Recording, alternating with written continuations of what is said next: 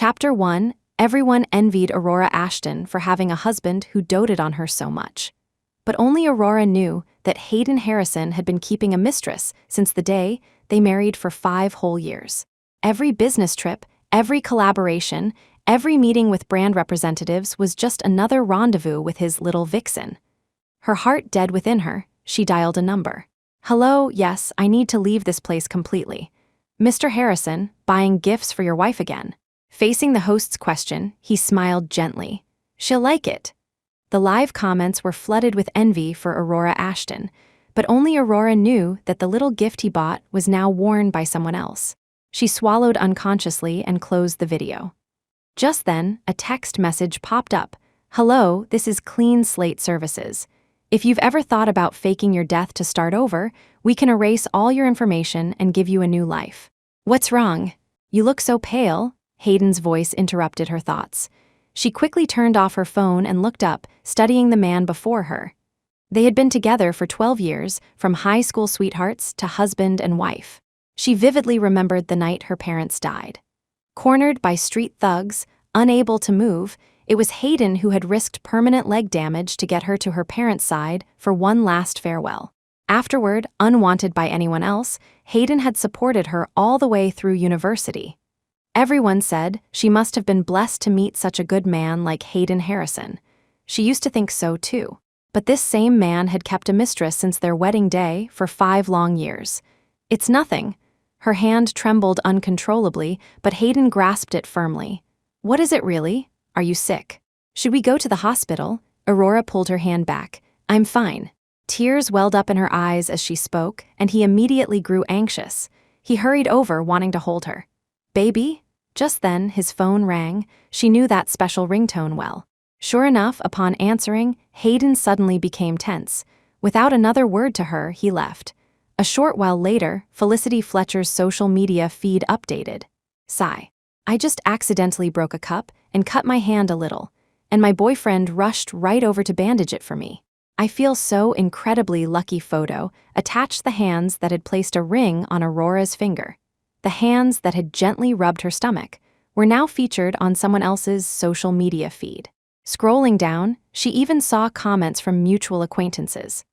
"Alfie Davies, younger sis-in-law, you've really got my big bro wrapped around your finger. He's never that anxious about the other one." Felicity Fletcher replied to Alfie Davies. "Really?" Alfie Davies replied to Felicity Fletcher. "Absolutely. Last time she was on her period, she almost fainted from the pain." H. Man had already finished filming and come back, but he went to see you first. Felicity Fletcher. "Well, if my boyfriend is being so good, he deserves a proper reward." Seeing this, Aurora couldn't help but close her eyes. 4 months ago, she had rushed to deliver a contract to Hayden's agent, Diana Dawson, getting caught in the rain right when her period started. Hayden, busy with work, couldn't return immediately but spent an hour on the phone coaxing her to sleep. She had felt content then, but now, knowing he had someone else to be with that day, a sourness churned within her. When she opened her eyes again, a message from Hayden arrived. "Going over the script with director Lewis today, won't be back tonight." The same excuse. She was too tired to question it anymore. She reread the text about starting over, but couldn't bring herself to make the decision. Her eyes opened and closed repeatedly. She somehow fell asleep in the living room, only waking when a familiar presence drew near. "What are you doing?" She instinctively pulled back, trying to distance herself from the approaching man. "Baby, I'm sorry I scared you." Hayden looked hurt. She tried to calm herself. "Why are you back? You didn't reply to my message." "I was worried about you," he explained. She checked her phone. 2:00 a.m. When Felicity needed him, he'd rush over without a word, speeding to reach her within half an hour. But when it was Aurora, a message unanswered since 3:00 p.m. only prompted him to check on her in the dead of night. Not a single call in between. His claim of worrying about her felt laughable. "Hayden, could you make me one last bowl of noodles, please?" Hayden paused, surprised by the request. After a moment, he said, "Baby, I worked really late on the script today. I'm exhausted. Can I make it up to you tomorrow?" He hadn't caught the word last. Aurora didn't push him. She got up and went back to her room. Chapter 2. Soon, it was the anniversary of Aurora's parents' death. Hayden specifically took time off to accompany her to visit their grave. When they arrived at the location, Hayden suddenly looked at his phone, his fingertips caressing the screen, his eyes filled with an unmistakable lust he couldn't hide. She knew instantly what kind of message the person on the other end had sent him. Hayden often had that look when staring at his phone. What more work came up? Yes, he answered, his voice hoarse. Didn't you take the day off? She couldn't help but ask. An important investor suddenly wants to meet. To discuss an ad. Okay, she didn't try to keep him. Hayden drove off without looking back. Less than half an hour later, Felicity Fletcher's social media feed updated again. Wow, it's not even my birthday today, but just because I mentioned craving something sweet, I get cake and a birthday celebration feeling so incredibly happy. Photo attached. Aurora opened her mouth, but the words caught in her throat. She never thought Hayden would spend the anniversary of her parents' death celebrating a pointless pseudo-birthday with his mistress. At her parents' grave, Hayden had repeatedly vowed never to betray her. She had once believed him implicitly. Now she could only watch those vows shatter into pieces. The incense fire was completely extinguished by raindrops. A message from Hayden followed, saying he wouldn't be home tonight. It took her all day to walk back to the house, now empty of Hayden. The cemetery was remote. Both she and Hayden had forgotten how hard it was to get a taxi there. She changed her shoes and took a shower. She heard the front door open, followed by low voices. I'm warning you one last time. Leave first thing tomorrow morning. She absolutely cannot find out. Okay, I promise I'll be good. I just wanted to see what the house you live in looks like besides. Don't you want us to cover these places with our scent? Felicity wheedled. I really can't handle you. Hayden sounded indulgent as he playfully pinched her cheek. Aurora, having just stepped out of the bathroom, heard everything. A chill ran down her spine, like being plunged into an icy cavern. Hayden would actually allow Felicity to provoke her like this. She gripped the bath towel tightly, her knuckles turning white. Taking a deep breath to compose herself, she walked out. She happened to see Hayden crouching down, helping someone change their shoes. Hearing the noise, they both turned around. Hayden instantly stood up. Weren't you asleep? Aurora didn't answer him. Instead, she stared blankly at Felicity Fletcher. Very pretty. She had seen photos on social media before. But seeing her in person, she felt there was a resemblance to herself during her high school days. You must be the older sister, right? I'm Hayden's junior from school. We've probably met before. Felicity spoke with an air of assertive confidence. Aurora shifted her gaze back to Hayden. He swallowed nervously but still instinctively questioned her first. I called you many times. Why didn't you answer? I thought you were asleep. Aurora couldn't help but laugh. So if she was asleep, it was okay to let his mistress invade their home? Chapter 3, she didn't have the energy to argue. She said calmly, my phone broke. I took it in for repair. Oh, then I'll buy baby a new one later. Out with the old, in with the new, right? As she turned away, Hayden quickly ran to stop her. Baby, she really is just a junior from school. She's just staying over for one night. I'll let her sleep in the guest room. Aurora looked back at him. He had dropped out after middle school to become an extra on film sets. His middle school was in a remote mountain town. How could he know a junior with residency in this major city? Even his excuses were full of holes. Besides, with so many hotels available, why did she need to stay at their home? Baby, why are you crying? Don't cry, I swear, there's really nothing between us. I will definitely be good to you for the rest of my life. He raised his hand to gently wipe away the tears rolling down Aurora's cheeks. Wait, baby, why are you so hot? As his fingertips touched her cheek, Hayden finally realized something was wrong. Aurora had a fever. At the hospital, Hayden stayed by her side constantly. Peeled apples, perpetually warm porridge, and his anxious gaze. Aurora suddenly felt a bit dazed. It seemed like Hayden still loved her. But if he still loved her, how could he fall in love with someone else? Baby, your phone. He handed her the latest model. Aurora didn't take it. Hayden smiled awkwardly, placed it aside, then took her hand again, brushing stray hairs from her forehead. Baby, is there anything you want to eat? I'll go buy it for you. She shook her head, silent. Are you thirsty then? Hayden asked again. She shook her head once more. Just as she was about to speak, voices drifted in from the hallway. Oh my God, H-man is just too doting being sick, is so worth it, they're so perfect together. Totally, H-man hasn't done any intimate scenes since he debuted until becoming a top star, just worried his wife would get jealous. From high school sweethearts to marriage, there's no sweeter couple in the entertainment industry, I heard. Before they could finish, the door opened. The fans came face to face with Hayden, nearly stumbling into his arms. The hallway fell so silent you could hear a pin drop. Hayden smiled warmly. I'm very sorry, the hospital's soundproofing isn't the best. My wife needs to rest now, so perhaps I could ask you to step away for a moment. As an apology, I'll arrange for my assistant to bring everyone coffee and pastries later. The fans covered their mouths excitedly and left reluctantly. As they walked away, they were still saying how gentle Hayden was, how incredibly doting he was towards Aurora Ashton. Aurora Ashton was the happiest woman in the world, no contest. Every word landed heavily in Aurora's heart. She fought back tears and closed her eyes. Hayden, at the door, was about to close it and come in when a hand stopped him. Seeing it was Felicity, his heart leaped into his throat. He glanced sideways and saw Aurora was asleep, finally letting out a breath. He lowered his voice, reprimanding, "What are you doing here? Didn't I tell you not to appear in front of Aurora again? Why are you yelling at me so quickly? I'm not here to cause trouble. I came to share a surprise with you." Felicity pouted, looking aggrieved. Seeing her expression, Hayden felt a pang of sympathy and his tone softened. What surprise do you have for me?" His gaze drifted downwards. Felicity was wearing black stockings and a pinkish-purple short skirt today. Sexy, yet undeniably cute. "What are you thinking? What's going on in that head of yours?" Felicity playfully pushed him, then took out a report from her bag. "I'm pregnant." Hayden was instantly speechless, staring at the pregnancy test report in disbelief. Felicity seized the opportunity, wrapping her arms around his waist, her voice half coaxing, seductive. "So, can I have a proper status now?" Hayden's eyes remained fixed on the report. "Okay," he murmured unconsciously. Chapter 4, lying with her eyes tightly shut, Aurora's brow furrowed slightly, tears uncontrollably slipping from the corners of her eyes. While their marriage wasn't over, while she was still sick, Hayden had agreed to give someone else a proper status. In her hospital room, before she could recover, Hayden grabbed Felicity's wrist. "Let's go." His voice was deep and hoarse. Felicity wore a triumphant expression. "What? Go where? To a hotel? Why go to a hotel? Let's just do it here.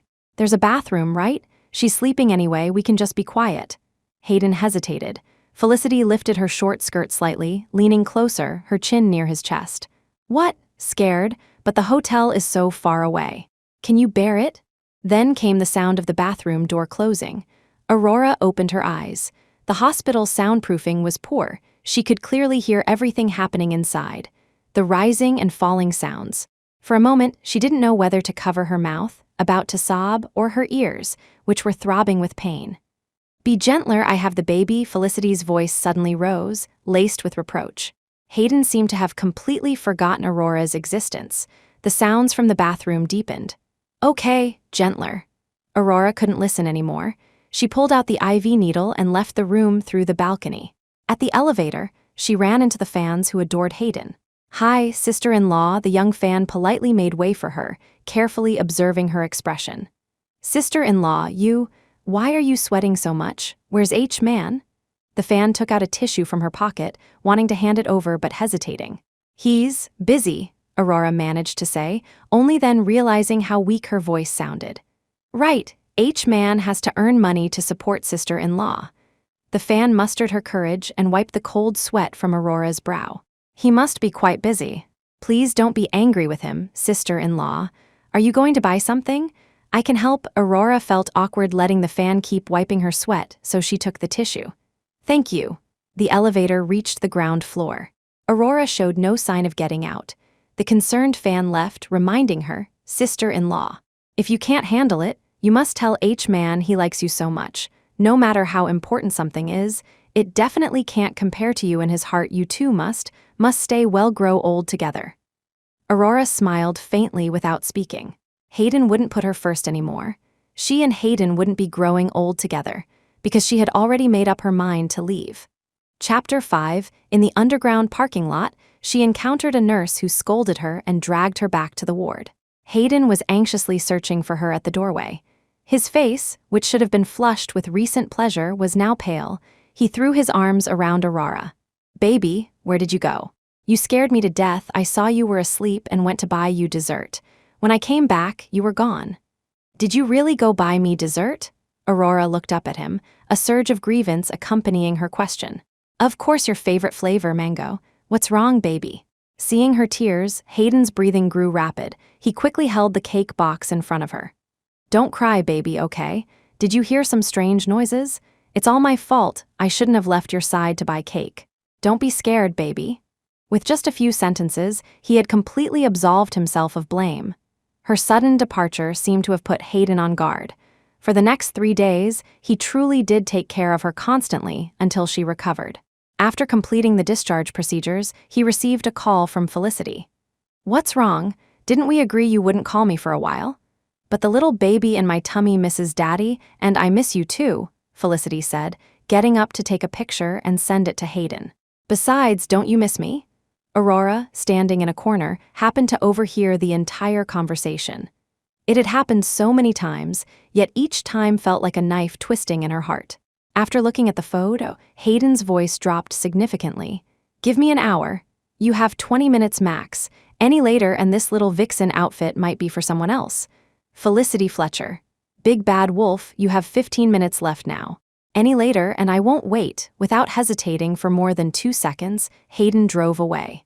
She looked down. A message arrived on her new phone. Baby, something urgent came up at the company. I have to go back. I've already asked Alfie to pick you up. Just wait a bit. Not long after, Felicity's social media feed updated again. What to do when my boyfriend is too clingy? Even though I'm pregnant, he still won't let me go. Photo attached. The photo showed Hayden's chest, revealing a distinctive red mole below his neck. She took a breath, wanting to leave, but another message popped up. Felicity had actually sent her an audio recording. She paused for a moment, then pressed play. Who do you like more, the little vixen or the paper tiger at home? I told you, don't mention her. Hayden's tone held annoyance. But the little vixen has a little baby now, does the paper tiger?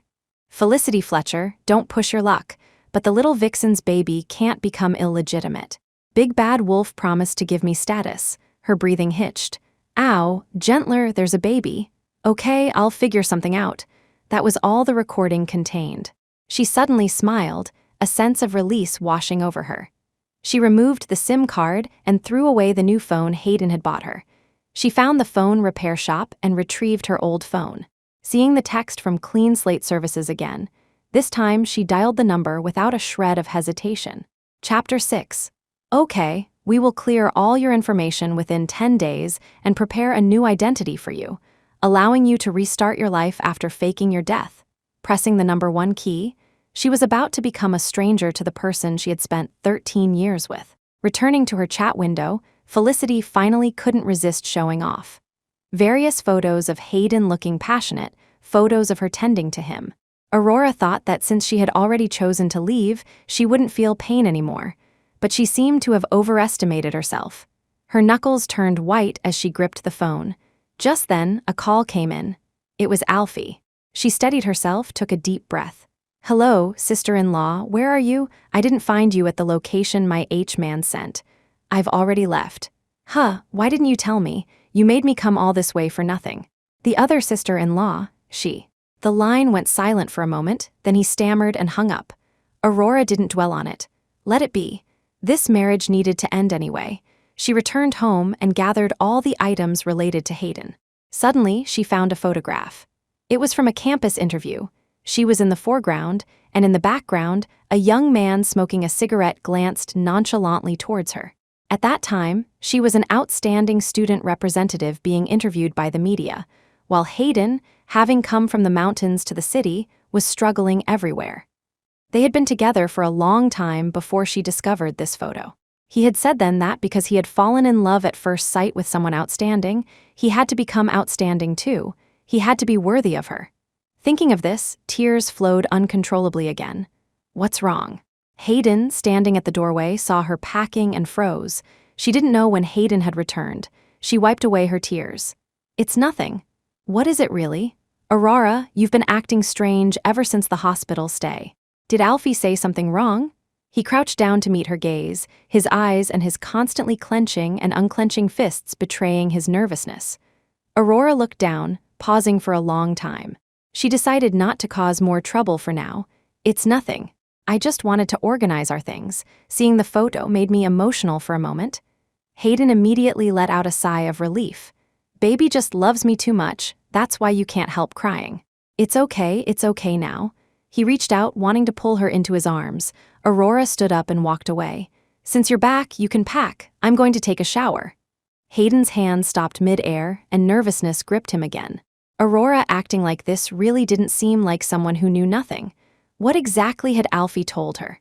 In the bathroom, Hayden tried to push the door open, but it was locked from the inside. Aurora had never been guarded against him before. Seeing the door being pushed repeatedly, Aurora quickly finished showering, opened the door, and demanded, "Hayden, what exactly are you trying to do?" "Baby, I'm sorry." Hayden stood outside the door like an abandoned puppy, his eyes red as he reached to hug her. "Baby, recently an actress in a new drama demanded script changes, wanting to add many intimate scenes with me. She even demanded everyone around me call her big sister-in-law, or she'd pull funding." "Baby, no matter what you hear, it's not true usually." Seeing Hayden like this would melt her heart completely. She had witnessed how hard he had worked to get here. She cared about his reputation even more than he did. But now, knowing everything, she could no longer empathize with him. Hayden kissed her forehead. Her lack of resistance made him think she believed him. He finally breathed a sigh of relief. "Don't worry, baby. I'll have the director revise the script later. I definitely won't let baby see me filming intimate scenes with someone else." 2 days later, the movie started filming. Aurora looked at the script and the cast list. It seemed Hayden hadn't lied. The scenes were indeed quite intimate. Female lead, Felicity Fletcher. Chapter 7. Hayden was stunned when he saw Aurora on the set. "Baby, why are you here?" Aurora ignored him and walked over to the director. "I've adjusted the styles based on the lead actress's appearance and figure. Could you please take a look, director?" Excellent. It's only been a few days, and you've already readjusted everything." Hayden is truly blessed. Marrying a wife who's both capable and beautiful, Director Ford beamed, clapping approvingly as he looked at the design sketches. After speaking with the director, Hayden hugged her from behind. "Why did baby keep it from me that you found this kind of work?" Aurora gently broke free. "Director Ford contacted me. The price was right, so I came." "So, will you be staying here from now on?" Hayden's tone held a hint of worry. She countered, "Do you want me to stay here?" After a half-second pause, Hayden said without hesitation, "Of course, I hope baby can stay and keep me company." He leaned in to kiss her forehead. Just as she was thinking about how to avoid it, Felicity approached with a script. "Heidi, let's go over our lines." The natural way she took his hand didn't escape Aurora's notice. She closed her eyes briefly and turned to leave. Only after Aurora was far away did Hayden realize his hand was intertwined with Felicity's. He frowned. "I told you, tone it down in front of her. What if she finds out?" "So what if she finds out? Didn't you promise to give me and the baby status?" "This is perfect." Felicity tried to use her sweet voice to entice him, but the next second, Hayden grabbed her neck. "I told you her position is untouchable." It was a warning, not too hard, not too soft. Felicity stared in the direction Aurora had left, her eyes darkening ominously. A couple of days later, Aurora received a call from Director Ford asking her to rush to the hospital. At the hospital, Felicity lay in bed, Hayden sat beside her, and Director Ford looked anxious. "Aurora, here's the situation. I put you completely in charge of the costumes. But today, we found a large number of needles hidden in the lead actress's clothes. And this actress, she's been feeling uncomfortable for days but didn't say anything. If it weren't for the scene today requiring her clothes to be removed, we wouldn't have known." From the director's explanation, she quickly understood. She stepped forward and examined the marks on Felicity's wrists and neck. They were indeed serious. Just as she was about to speak, Hayden cut her off. "It's okay, baby. I've already paid all the medical bills, and Felicity has agreed not to press charges against you. I'll also cover all the director's losses. I'll handle everything, don't worry." The more Aurora listened, the redder her eyes became. Hayden, without any evidence, had directly concluded she was the culprit. Hearing this, the director relaxed, told Hayden to take good care of Felicity, and left. With only the three of them left, Felicity scrambled off the bed and knelt down. "Sister, I'm sorry, I really didn't mean it."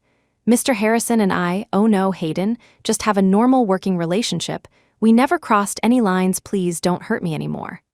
Aurora glanced sideways at Hayden. His eyes were overflowing with pity for Felicity, but because Aurora was present, he restrained himself from helping her up. Aurora swallowed. Hayden, do you really think I did this?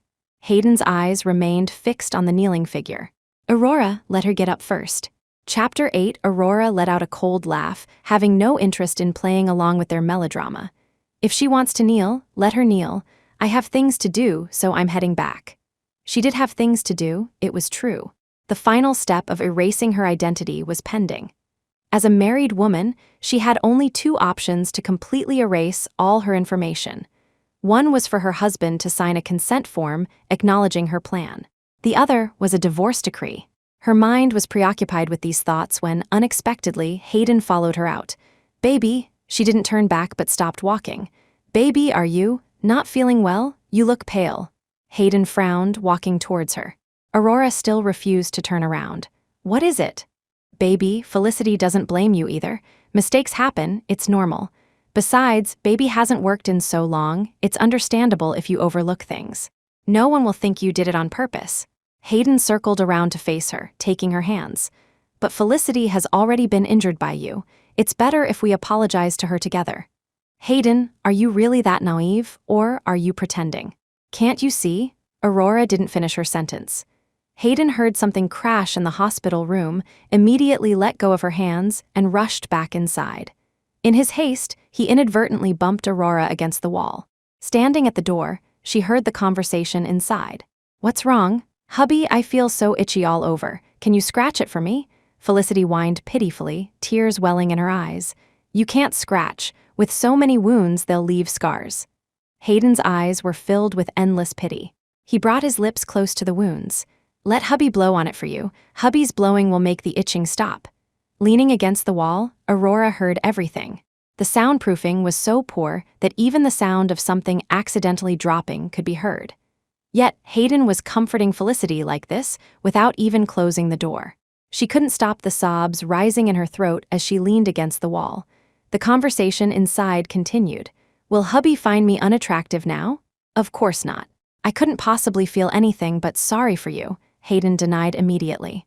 Really? You really won't do what that paper tiger wants. But she hurt me like this and won't even apologize, and you didn't say a single harsh word to her. Felicity's tone was aggrieved and tinged with jealousy. She didn't do it on purpose. Aurora didn't listen further. She ran, fleeing the hospital. Stumbling along, she didn't remember how she got home. She only remembered walking from midday until late at night. She ran a fever for 2 consecutive days. Hayden didn't come home to check on her even once.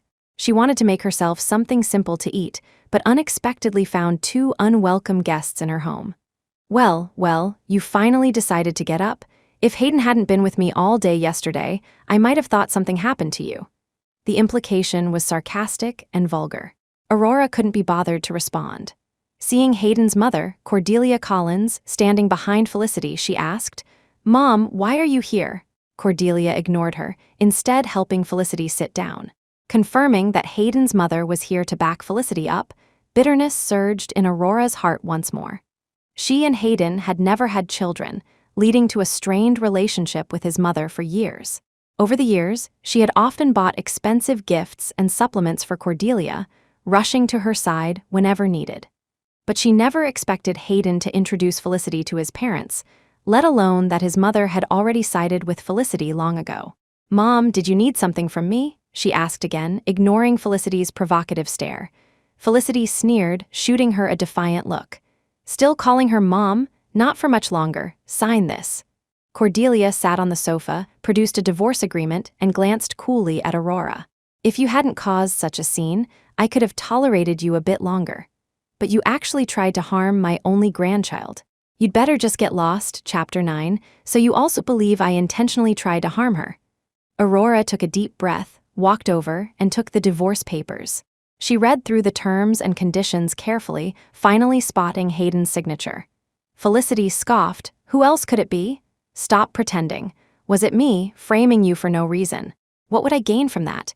Then why would I harm you for no reason? Aurora countered. Who knows? Felicity leaned against Cordelia's shoulder, looking at her defiantly. Not a shred of guilt, just confident assertions. Aurora didn't ask further. She signed her name.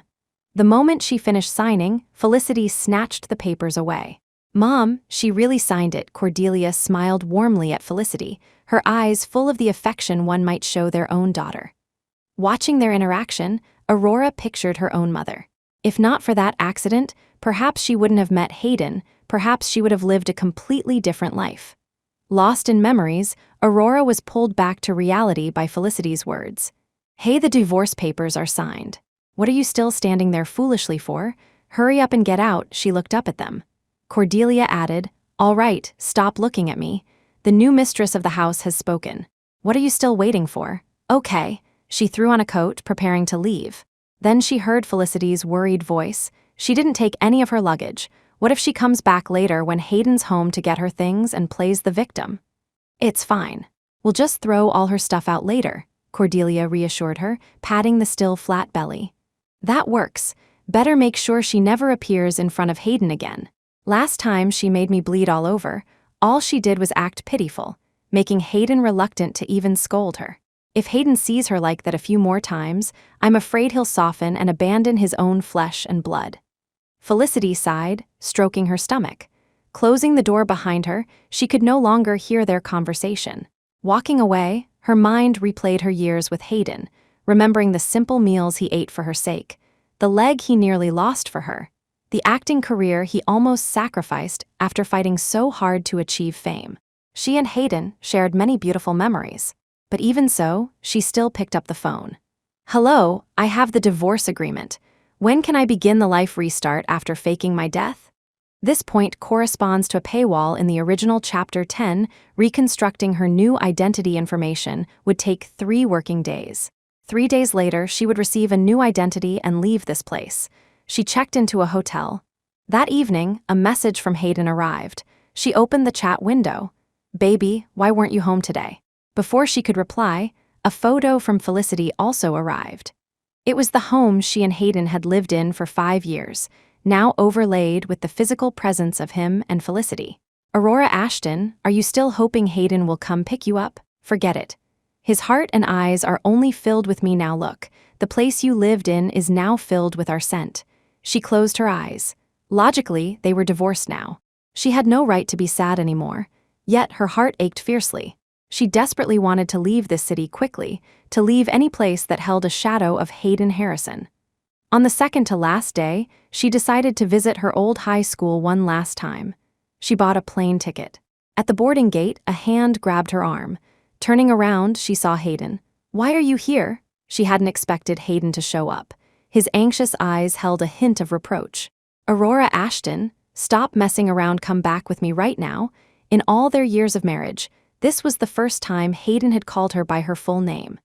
She was still wondering why when she heard Hayden say, "Do you have any idea the media is buzzing about our divorce? Why on earth did you check into a hotel? It's completely inappropriate." Now she understood. She slowly took a step back. "So, you have no idea why I left? Is it because of Felicity? She's just staying at our place temporarily for a few days. She'll move out once she finds her own place." Hayden impatiently reached for her hand. "Besides, weren't her injuries caused by you? It's just for a couple of days, can't you just let it go?" Aurora listened quietly, then swallowed. "So, you know nothing, not the truth, not the reason." Hayden's patience seemed to reach its limit. "Fine, let's just say you did nothing wrong, okay? Come back home, stop messing around, baby." She looked up at the man before her, tears streaming down her face. Hayden finally softened, his attitude immediately gentler. "Baby, I was wrong, I shouldn't have yelled at you. Let's go home, okay? Please, baby, don't leave me." A brief hug was interrupted by his phone ringing. "What?" Hayden's voice was filled with disbelief. "Didn't I just coax her to sleep? How could she fall and risk the pregnancy?" "Wait for me, I'll be right there." With that, he abandoned Aurora again and left. Watching his departing figure, Aurora wiped away her tears. The last time she saw Hayden run so urgently was back in high school when she was cornered by thugs. Being abandoned once more, she suddenly felt a sense of release. Hayden Harrison had been everything to Aurora Ashton after the age of 16, but that didn't mean he always would be. She didn't go to the high school. she returned to the hotel. As soon as she arrived, her phone rang. It was a video. In it, Hayden looked incredibly anxious, his eyes overflowing with concern. He barely dared to touch Felicity's belly. It's okay, baby, be good. Don't trouble your mommy, okay? Finally, Hayden slowly bent down and placed a gentle kiss on Felicity's stomach. The video was long. She had no desire to watch it all. Exiting the video, she saw messages from Felicity. Are you really that malicious? Making him come out in the middle of the night. Did you think that would make him come back to you? Impossible. One call from me, and he comes running back. You'll never snatch him back in this lifetime. She looked at the messages impassively, saying nothing. Messages kept pouring in. Aurora Ashton, you and Hayden are divorced, he's mine now. I hope you can maintain some boundaries and stop thinking about someone else's husband. A proper ex-wife should just die out of his life, not shamelessly reappear constantly. This is my final warning to you. If you still don't know how to die, I don't mind helping you. After reading the messages, Aurora felt no ripple of emotion. Chapter 11, on the final day, her birthday, a weary Hayden arrived at Aurora's hotel. He knocked on the door. Baby, stop messing around. It's your birthday today. Open the door, I'm here to take you home. After knocking for half an hour with no response, Hayden finally sensed something was wrong. He called hotel staff to open the door, revealing an empty room. Hayden panicked completely, his eyes red as he grabbed a staff member. Didn't she never check out? Where is she? The staff member, terrified, stammered. We have 24-hour surveillance here, sir. Please calm down. The surveillance footage showed that Aurora hadn't returned since she last left. Hayden suddenly remembered rushing to the hospital, completely forgetting he was supposed to pick Aurora up and take her home. But he had left abruptly so many times before, and Aurora had always waited for him at home. Why this time? Not home, not at the hotel. He had even prepared a birthday surprise for her. He picked up his phone and called one after another. All went unanswered. Seeing his state, the staff member hesitantly asked, Sir, should we call the police? He snapped back to reality. Police? Yes, call the police. I will definitely find her. She would never leave me. Finding her at the airport yesterday had already sparked worry, but he truly never imagined Aurora would actually bring herself to leave him. The police quickly gathered information, pinpointed areas, reviewed surveillance, and contacted relevant parties. Within a day, they found Aurora. A body pulled from a fire scene, face unrecognizable, clothes burned away. Hayden didn't hesitate. That's absolutely not her. You must have the wrong person. We took a DNA sample. It's her.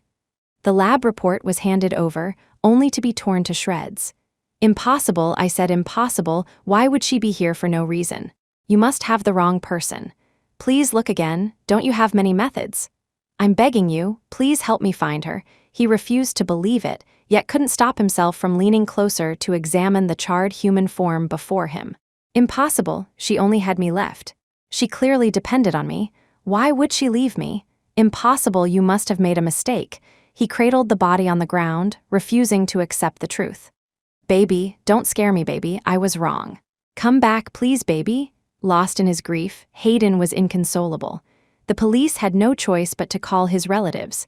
His mother, Cordelia, summoned from afar, arrived with a perpetual frown. What's all this fuss? Someone died, so what? It's good that she's dead. You can marry Felicity quickly now, and you won't have to figure out how to tell your fans about the divorce. Isn't that killing two birds with one stone? Hayden seized on the word divorce, suddenly flying into a rage. Aurora and I will never divorce, don't even think about it.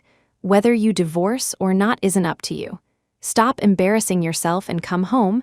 His mother tried to pull him away, disgusted by his display. He flung her hand off. It's all your fault if you hadn't refused to accept Aurora.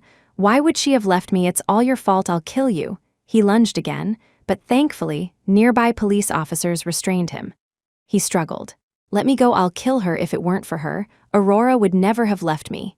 His mother, thoroughly frightened, clutched her chest to calm herself, muttering defensively, If you hadn't found a mistress and gotten her pregnant, why would I have needed to kick her out? You don't blame her for being unable to have children, you don't blame yourself for messing around, and now you dare to blame me? What? You kicked her out. Cordelia Collins, how dare you? Are you tired of living?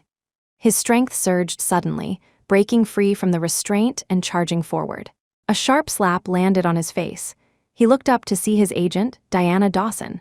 "Hayden Harrison, remember who you are. You're a celebrity threatening to kill people left and right. Anyone would think you're some kind of thug." She struggled to control her anger, then slapped him again. "I'll handle the PR. Auntie, keep an eye on him during this time. Don't let him out." A female police officer timidly raised her hand. We found a phone by the river. We've confirmed it was hers, but it's completely dead. The tech department determined it's beyond recovery. Would you like to take it back as a memento?" Hayden, recovering from the slaps, responded, "Yes, give it to me, I want it." "What's the point of keeping a broken phone? If you ask me, better just throw it away. Things belonging to the dead are bad luck. Don't want it scaring my grand." His mother grumbled disapprovingly. One glare from Hayden silenced her immediately. Standing far away, Aurora, disguised in men's clothing, watched everything. She took off her headphones. "Let's go."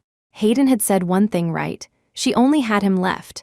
But precisely because he was all she had, when she finally lost him too, she could walk away without any lingering attachment.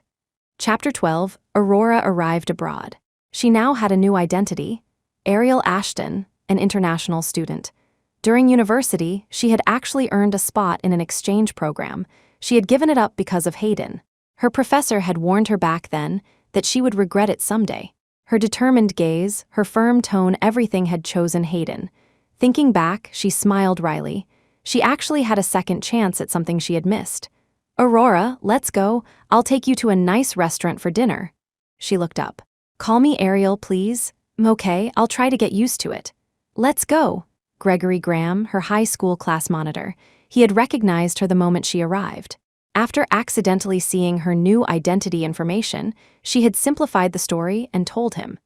In a foreign land, having someone to look out for each other wasn't bad. Meanwhile, Hayden was locked up by his mother, Cordelia, for a full 2 weeks. "Son, listen to me. Marry Felicity quickly, live a good life with her, and stop thinking about things you shouldn't," his mother persuaded him. "She couldn't even have children, and besides, she's dead now. Why are you obsessing over her?" Cordelia Collins stopped talking nonsense. "Aurora went to the hospital for checkups many times. There was nothing wrong with her. The reason we didn't have children was something else," Hayden retorted anxiously. Cordelia rolled her eyes. "So, does that mean the problem was with you? Then where did Felicity's son come from? If there was nothing wrong with her, why didn't you say so before she died? Only now you know how to defend her. Enough, son, stop pretending. If you truly loved her, you wouldn't have looked for someone else. Figure it out quickly and marry Felicity." "No, I've always loved Aurora. I wasn't pretending." The chains rattled as Hayden furiously pounded on the door. "Only you believe that. If you truly loved her, truly couldn't bear to part with her, why would you have signed the divorce papers?" Cordelia sighed. "Go get married to Felicity this afternoon. Otherwise, her body will be sent for cremation. Think about it." "What did you say?" "What are you going to do?" Cordelia Collins. "Hayden Harrison, you have no choice." Cordelia stood her ground, just like she had when he was a child. Felicity also tried to persuade him. "Haydee, just listen to Mom. Mom wouldn't harm you." "Felicity Fletcher, it's all your fault if you hadn't shown up in front of Aurora time and time again, contacting me whenever she needed me. Why would she have left me?" Felicity raised an eyebrow and smirked. "Haydee, it seems you still haven't figured out who's really on your side. Aurora set herself on fire right when your divorce hit the headlines. Where did she want to leave you? Think carefully about her real motive. Only Mom and I truly have your best interests at heart, Haydee. Wake up. Aurora Ashton is dead, but we can still have a brand new future. We'll have our baby. None of this has anything to do with Aurora Ashton anymore. Stop thinking about her." She placed her hand on her stomach, then took Hayden's hand and placed it there too. "Is the baby still less important than Aurora Ashton?" Hayden stared intently at Felicity's stomach. He suddenly remembered that his last encounter with Aurora was because of this child, that he had abandoned her for it. It was all this child's fault. His grip slowly tightened, a desire to strangle it welling up inside him. "Haydee, touch gently, the baby will feel pain." Hayden abruptly pulled his hand back. Felicity's words reminded him he still didn't know the real reason for Aurora's death. He had to get out, he had to find out. Aurora loved him so much, liked him so much. She would never leave him just because of a few careless moments of neglect. There had to be other reasons. He had to find them. Chapter 13. Hayden followed Cordelia's instructions, married Felicity, and took wedding photos. He finally got his phone back. The first news notification that popped up was about the suicide of top star Hayden Harrison's wife, Aurora Ashton. He read the article word by word.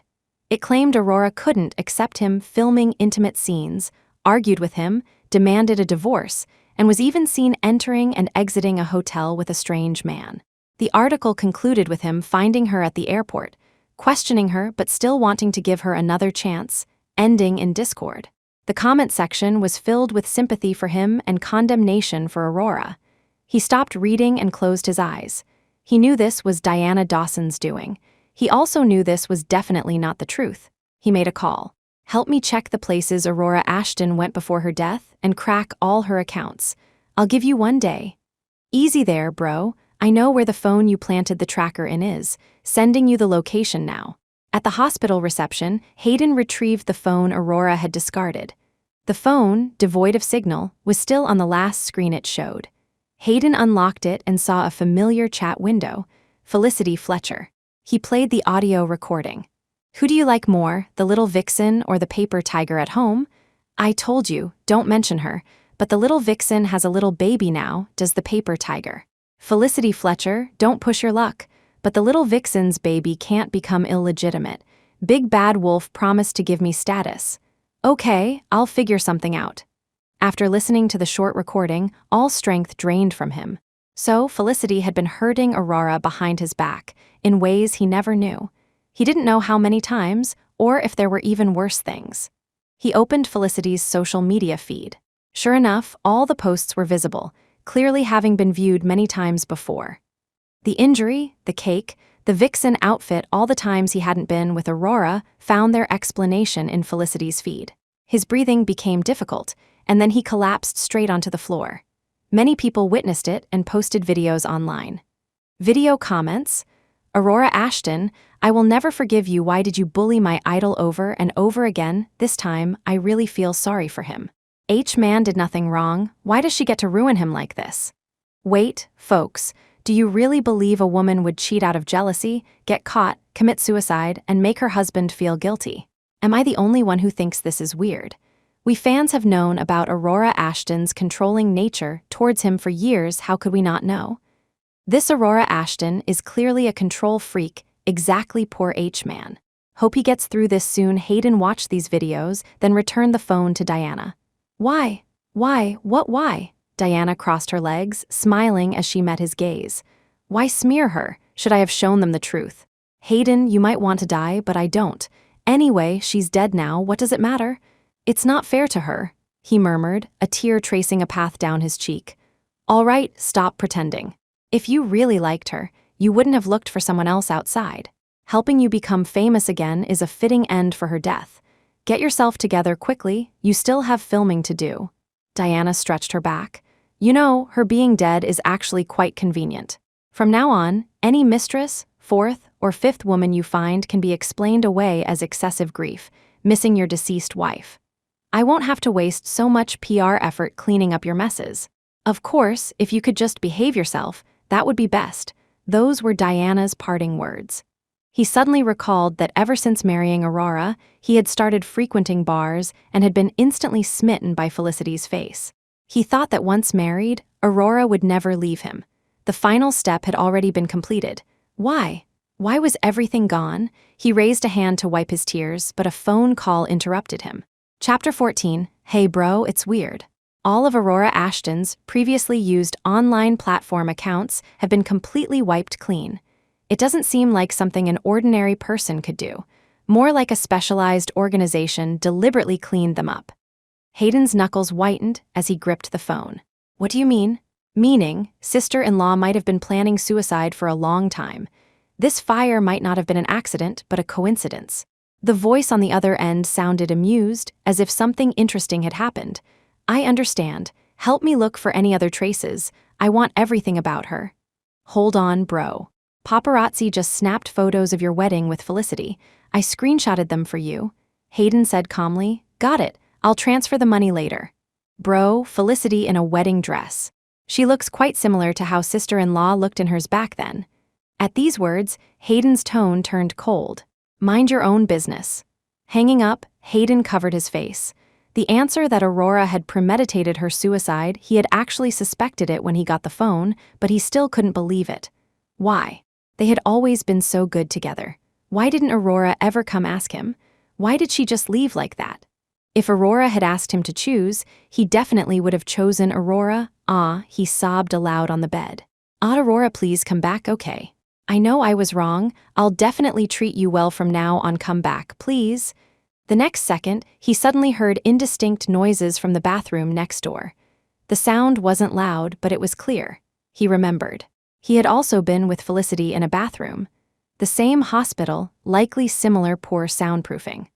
Although Aurora hadn't said anything, and he had found a perfect excuse, if she had already known about him and Felicity, how could she possibly have believed him? He now despised his past self. Haydee, I brought the baby to see you. I made you soup. Come try it. Felicity carried a thermos flask and sat down beside Hayden. Before she could settle, Hayden shot up and seized her neck like a madman. It was you added Aurora long ago. You kept pushing her, you drove her to her death. Cordelia followed close behind. Seeing the situation, she quickly pulled Hayden away. Are you crazy? You're trying to strangle your own son for that woman? She killed Aurora, I'll kill her. His eyes were bloodshot, fixed on Felicity. Wishing he could kill her on the spot, Felicity clutched her neck, gasping for air. Hayden Harrison, who was it that first said they wouldn't let me down? Who said they could give me everything? I just told her about the promises you made to me, that's all. I didn't do anything. If you want to talk about who really killed her, it was you. A nurse couldn't stand it anymore. No shouting in the hospital, and Mr. Harrison, you're a celebrity. Please watch your words and actions. Our hospital won't be intercepting leaked videos for you again. You're on your own. Chapter 15, Aurora Ashton studied abroad for 3 years. During this time, Gregory Graham helped her immensely. She found a suitable time to invite him for dinner. In the restaurant, Gregory asked her to order first. She smiled and handed the menu back to him. I said it was my treat. How can I let you order first? Gregory casually ordered a few dishes, then looked up at her. You're going back? Yes. Have you thought about how you'll face him? Aurora Ashton is dead. The one who survived is Aurora Ashton. It has nothing to do with him, she replied with a smile. But I just said him, and you knew who I meant. You still haven't forgotten him. She didn't reply, instead asking, did you order drinks? Gregory snapped back to attention. Not yet. Let me. The menu returned to Ariel's hand, and she completed the order. Gregory nervously rubbed his hands together. There's something I need to say. I'm afraid I won't get another chance. Ariel had only suspected it. After all, she was a woman who had been married for years and then divorced. Assuming someone had feelings for her felt presumptuous. But now it seemed her suspicion was correct. Okay, go ahead. But others had the right to express their feelings. Actually, I've liked you since high school. His eyes kept darting towards Ariel as he spoke, not daring to look for too long. Back then, you had the best grades. At first, I looked up to you. Later, I worked hard to be your equal, and eventually, I surpassed you. But then, I realized the reason I could surpass you was that you never cared about school rankings, or rather, you didn't have time to study. At this point, Ariel couldn't help but feel her eyes redden. No one knew her parents were dead. No one knew she had been utterly alone. During that time, Hayden had become her light, building a strong fortress around her. She wanted to do something for Hayden too. So whenever she had time, she tutored, wrote articles, bought magazines. Later, Hayden found out and scolded her fiercely, telling her to focus on her studies. But she still didn't. She knew clearly what she wanted. She just needed to ensure she stayed in the top 10 of her grade. She could make a final push 3 months before the college entrance exams. She hadn't realized her voice had become choked. And then, I started watching you, couldn't help giving you my notes. I actually hoped you would surpass me again. I didn't recognize my own feelings at first, not until I received the wedding invitation from you and Hayden. Only then did I realize my feelings for you were different from the start. Gregory grew more nervous as he spoke, his palms starting to sweat. I know I came too late, but I've waited so many years, I still want to reach out and try. Sir, excuse me, we're out of the pasta. Can we switch it to rice for you? A waiter interrupted. He paused for half a second. Oh, okay. Less than 2 minutes later, the dishes arrived. Only then did Ariel see what Gregory had ordered. Why is it all my favorite food again? Let's eat first. Throughout the meal, Gregory hesitated to speak several times, only managing, "This dish is good, delicious." After the meal, Ariel finally spoke. "Gregory, thank you for your feelings. What I thank you for most is that you've liked me all this time, yet always maintained a sense of propriety. But I'm going back home. What about you? You have more than just your studies here. If that's the issue, it's easily solved." He couldn't help but get excited. "I have more projects back home. I can shift my focus anytime I'm just afraid that's not the real reason. Gregory, you're a smart man. You already have the answer. You still can't let him go, and you're unwilling to trust me. I've paid the bill. Let's go, time to head back," Ariel said, gathering her things. "What if I go back with you this time? What if I want to try protecting you myself?" Ariel froze on the spot, speechless for a long moment. Gregory saw the fear hidden deep within her heart. Chapter 16. A month ago, the Clean Slate Services website had been attacked by a top-tier hacker who specifically demanded only her new identity information. The service contacted her, asking if she wanted to change her identity again. What was bound to happen would happen eventually. She knew she couldn't hide forever. Coincidentally, she had just graduated and received an invitation from a Mrs. Lawson to design a wedding dress. She thought she had hidden her fear well, but Gregory had seen through it. After a moment's hesitation, she declined Gregory's offer of protection. She knew herself best. She relied too easily on others. As a child, she relied on her parents. Growing up, she relied on Hayden. In the end, even her escape relied on the restart system. After an overnight flight, she landed to bright sunshine. She removed her scarf and walked out of the airport. "Miss Ashton, we were sent by Mrs. Lawson to pick you up." A line of bodyguards dressed in black. She blinked, surprised. Mrs. Lawson had mentioned sending someone, but this reception seemed a bit excessive. "Ah, okay, thank you." At a top-tier restaurant, Mrs. Lawson, clad in limited editions from major brands, sat sipping tea by the floor-to-ceiling window. Seeing Ariel arrive, she immediately beamed.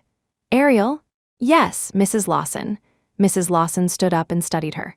"You're so incredibly beautiful, but I feel like I've seen you somewhere before. Perhaps we just have an affinity, Mrs. Lawson," she said, getting straight to the point. "Excuse me, when do you need the wedding dress?" "In 1 month. I'm marrying my 3 younger brothers, and it needs to be incredibly romantic. I used to hire your professor.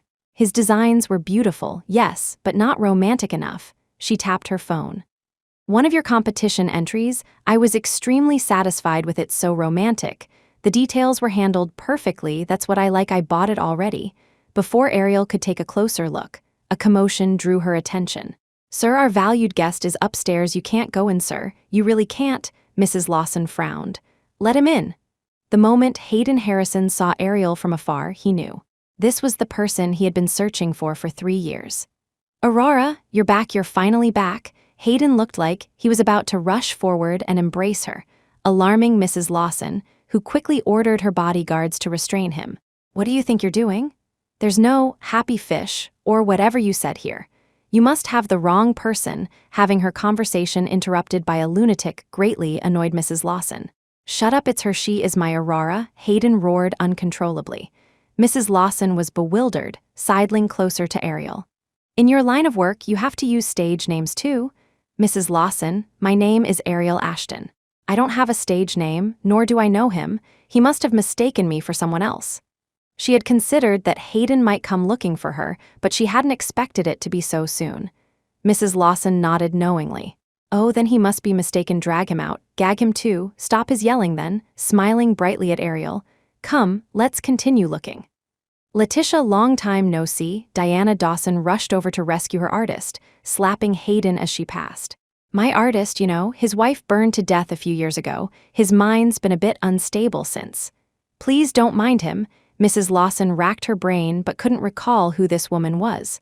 Luckily, an assistant prompted her. "Oh, little Di, you need to manage your artist better. He nearly scared my esteemed guest for your sake. Take him away gracefully," Diana beamed. "All right, Letitia, but I have one more small request. Could I possibly take a strand of this young lady's hair? It's just that she looks remarkably like my artist's deceased wife." This is just to put his mind at rest, prevent him from bothering your guest again in the future. Chapter 17, Hayden, being held down, his mouth not yet gagged, shouted, "Die. She is Aurora, I would never mistake her, she has a mole on her ear. A scar about 5 centimeters long on her side waist, she must be Aurora die. I really wouldn't mistake her, my brother already investigated. Aurora didn't die at all. She was tricked, she must have suffered a lot to come back." Diana saw Mrs. Lawson's face darken completely and slapped him hard. Shut up. After silencing Hayden, she forced an awkward smile. "Letitia, I'm so sorry. He's been quite erratic since his wife died. Judging by this young lady's indifferent expression, he must have mistaken her. Sorry for the disturbance, we'll leave right now," Mrs. Lawson smirked, lounging back on the sofa. "Little Di, don't be in such a hurry to leave. Since he made those claims, let him produce evidence. I'm a reasonable person. Show me proof, and I absolutely won't shield her." Hayden immediately piped up, "She has a mole on her ear." "Yes, it's quite obvious. I noticed it the moment I saw her," the wealthy woman responded. "She has a 5-centimeter scar on her side waist." "That doesn't count. You need to provide direct, valid evidence. For example, can the information on your marriage certificate match Ariel's ID information? Or do you have any ticket purchase records that match Ariel's identity information, proving you are husband and wife? Otherwise, you can't take her away." Hayden struggled to get up. "You woman, you're twisting words." Hearing this, Diana nearly fainted from anger. "You really are the death of me, just shut up." Mrs. Lawson elegantly lifted her teacup, her smile retaining its poise and power. "Twisting words? I'd like to know where I twisted words. You barge into my private floor, claiming you want to take my guest away. But you can't produce a shred of evidence, and you even want to inspect my guest's body. Why don't you just demand her household registration while you're at it?" Hayden was momentarily speechless, only able to stare fixedly at Ariel. Ariel met his gaze calmly, her eyes showing no ripple of emotion. Mrs. Lawson gave the order, "Throw them out." "Letitia, it wasn't my fault, it was him." Diana didn't get to finish before the bodyguards escorted her out. Returning to her seat, Ariel said softly, "Thank you." "All right, spill it. I just solved a big problem for you, after all." Setting down her teacup, she studied Ariel intently. "You saw through it all, Mrs. Lawson." Ariel smiled faintly. "Nonsense. Anyone could see it if you didn't know him. You wouldn't have paused for so long when you first saw him." Ariel briefly recounted the events, explaining to Mrs. Lawson why she hadn't acknowledged him earlier. After listening, Mrs. Lawson looked grave for a moment, then took a sip of tea. "Ariel, you've really suffered. Don't worry, as long as I'm satisfied with the wedding attire this time, I'll give you $100 million. Ariel hadn't drunk anything, but she almost choked. Mrs. Lawson, that's not really appropriate. My professor gave me this opportunity. Let's stick to the original price." Mrs. Lawson looked displeased. "Who says? I secretly gave him a huge referral fee before he agreed to arrange this meeting. Over the years, he's earned far more than $100 million from me. Besides, I've seen your designs. They're much more innovative than his." In the end, Ariel had no choice but to agree to handle the wedding venue design as well. Meanwhile, elsewhere, Felicity saw the trending news about Ariel walking out of the airport. Her grip on her daughter tightened, ignoring the child's cries for help, until Cordelia emerged from a room and sneered. "What are you doing, trying to strangle the child? Fine by me if you kill her. You can just have a big healthy boy with Hector instead." Hearing this, Felicity immediately loosened her grip. The child fell straight to the floor, wailing. Felicity quickly scooped her back up, patting her back soothingly. "Mom, Aurora Ashton is back. She didn't die completely. She's come back to get revenge on us." Cordelia froze, swallowing nervously. "What did you say? Is she human or a ghost?" "Whether she's human or ghost, we have to strike first. We absolutely cannot just sit here and wait." Chapter 18, Mrs. Lawson accompanied her to the hotel, still uneasy. "Why don't you just stay with me? Ordinary people wouldn't dare come near my place." "That would be too much trouble, Mrs. Lawson. It's okay. How about I lend you a few bodyguards then?" Mrs. Lawson suggested, her eyes twinkling. "That would be wonderful, thank you, Mrs. Lawson. It's nothing. They're all good-looking. If you like them, you can have some fun to relieve boredom." Mrs. Lawson instructed them with a knowing smile. "Behave yourselves. Understand." Ariel didn't say much, smiling as she watched Mrs. Lawson leave. As soon as she left, Hayden, who had been following them all along, emerged. What did she say? What did she mean? Ariel Ashton, what do you mean? Knowing Hayden had been following, Ariel wouldn't have accepted Mrs. Lawson's bodyguards otherwise. Sir, let's go over there and talk, she smiled at Hayden. Her smile made Hayden pause for a long moment. He only snapped back when pushed by a bodyguard. Aurora, you still love me, right? Otherwise, you wouldn't smile at me, he chased after her, but just as he reached Ariel's back, a bodyguard grabbed him by the nape of his neck. He struggled irritably. Let go of me, at a seating area. Ariel gestured for Hayden to sit opposite her. The bodyguards pushed him down into the opposite seat, flanking him on either side. Aurora, you're back. You'll come back to my side, right? Hayden spoke, reaching his hand towards her, smiling foolishly. His hand was halfway there when a bodyguard pressed it down. What are you doing? She's my wife, I can touch her whenever I want. What right do you have to stop me? Ariel interrupted. Hayden Harrison, award-winning actor, starred in 21 TV dramas, 8 movies. Wife, Felicity Fletcher. Hearing this, Hayden panicked instantly. That's all fake, Felicity, and I have had no feelings for each other for a long time, baby. You're back, I'll go divorce her right now, wait for me, baby. Mr. Harrison, I must state again, my name is Ariel Ashton. I am not the Aurora you speak of, nor am I your wife. I hope you can distinguish between her and me. Ariel looked directly at him. No, you are Aurora Ashton, stop messing around. Baby, you've been messing around for 3 years. That's enough, it's okay now. Come home with me. Hayden reached for her hand again, only to be stopped by the bodyguards once more. What are you doing? My wife, I'm holding my own wife's hand, is that illegal? No, it's not. What right do you have to stop me? Let me go. He struggled violently but was held firmly, his face contorted in a snarl. Mr. Harrison, I reiterate once more, your legal wife is Miss Felicity Fletcher, not me. My name is Ariel Ashton. I have no relationship with you. Ariel stated the facts calmly. Baby, are you still angry with me? I was wrong, I truly know I was wrong. From now on, I'll be completely devoted to you. If I betray you again, may lightning strike me, may I die a horrible death, baby. I was wrong, I really know I was wrong. Please come back, I really can't live without you. Baby. Hayden stopped struggling, tears suddenly streaming down his face. Mr. Harrison, these promises should not be made to me. You should make them to your wife, Felicity. Ariel stood up to leave, signaling the bodyguards to escort him out. The bodyguards saw Hayden off, but failed to notice Felicity slipping in quietly from the side. Chapter 19, Ariel stepped into the elevator, and Felicity followed close behind. Ariel looked up. Even though the other woman wore a mask and hat pulled low, she recognized her instantly. Ma'am, aren't you going to press a floor button? Felicity spoke bluntly. I don't know which floor to go to. Wherever you go, I'll go. Do we know each other? Ariel asked. Of course we do. Stop pretending, Aurora Ashton. As she spoke, the fruit knife in her hand shifted slightly. Is that so? Then you have the wrong person. Just as the elevator doors were about to close, a large, calloused hand stopped them. 2 bodyguards gave Ariel an apologetic smile. Sorry, Miss Ashton, we were late.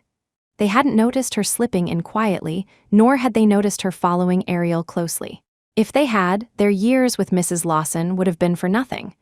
The 2 tall, imposing men entered, effectively pinning Felicity against the elevator wall. The elevator stopped at the 16th floor. With a ding, the fruit knife fell from Felicity's hand. The 2 bodyguards instinctively moved to restrain her, but Ariel spoke, Leave her. Let's go. Aurora Ashton, just as she turned, she heard the woman behind her cry out. Did you know all along what kind of person Hayden Harrison really was? Is that why you left so decisively back then? Tears welled in Ariel's eyes. He is your husband. You are legally married. You should know him better than I do. He's a monster that eats people alive. I'm begging you, since you died, can't you just stay dead? Do you know, every time he thinks of you, he hits me. Felicity sat slumped on the floor, tears soaking her face. Why did you have to come back? Why? Why couldn't you just die completely? Ariel raised a hand, extending her fingers one by one. First, if you're being abused, you can report it to the police or contact a law firm. Second, my name is Ariel Ashton, not the Aurora Ashton you speak of. Third, your knife cut yourself. I hope we don't meet again. Back in her hotel room, she finally relaxed, sinking onto the bed, exhausted. The 2 bodyguards followed her in. Only then did she remember, Oh, right, let me get 2 rooms for you. Did you bring your ids? The 2 bodyguards looked crestfallen. Miss Ashton, are you really not considering us for the night? Our skills are the best. Ariel forced an awkward smile. No, thank you, let me just get you 2 rooms. Miss Ashton, just give us 1 chance. The 2 burly men pleaded simultaneously. Ariel rubbed her forehead. She needed some peace and quiet. Felicity, walking out of the elevator, casually tossed the fruit knife and took out her phone. Hello, yes, I want to buy a trending topic. Yes, that's the one. I want Aurora Ashton's reputation completely ruined. Chapter 20 overnight, the internet exploded again with attacks against Aurora Ashton. Wait, didn't she die? Why are there still scandals about her? Heard she faked her death and actually went abroad to study. So you mean she cheated, argued with H-man, then faked her death and ran off abroad? And left my H-man devastated for 3 years? Seems like it. Someone photographed her a while back. She's been living it up all these years, while poor H-man lived in guilt. I feel like there's more to the story. Waiting for updates, Mrs. Lawson was also forced to accept media interviews. What? Aurora Ashton is Hayden Harrison's ex-wife. She put needles in costumes before, trying to harm an artist? Mrs. Lawson looked shocked, confused, and utterly bewildered. Yes, it seems you weren't aware of this.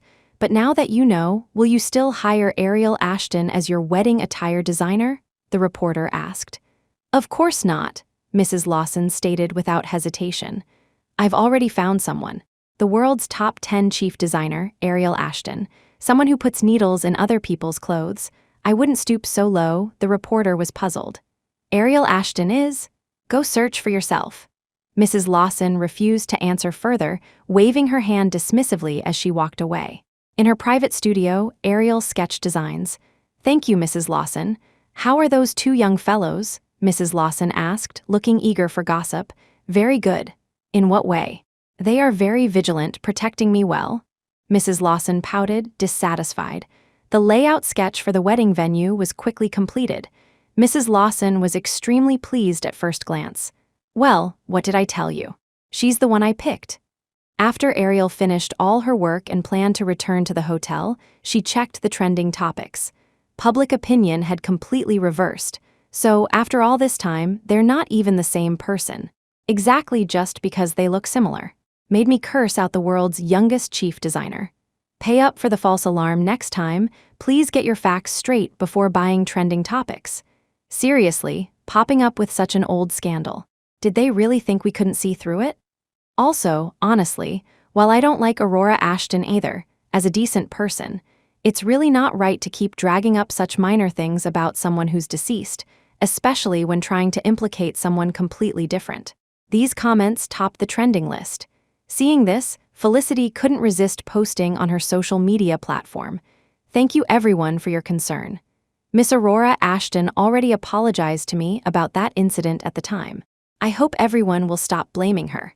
Also, since she has adopted a new identity now, I hope everyone will refrain from disturbing her. Lastly, Hayden and I are very happy. Photo attached. Felicity's actions seemed like an attempt to placate fans.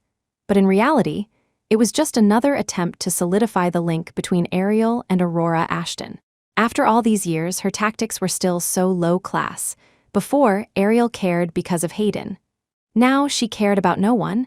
An unfamiliar number called. It was Hayden's number. She remembered it.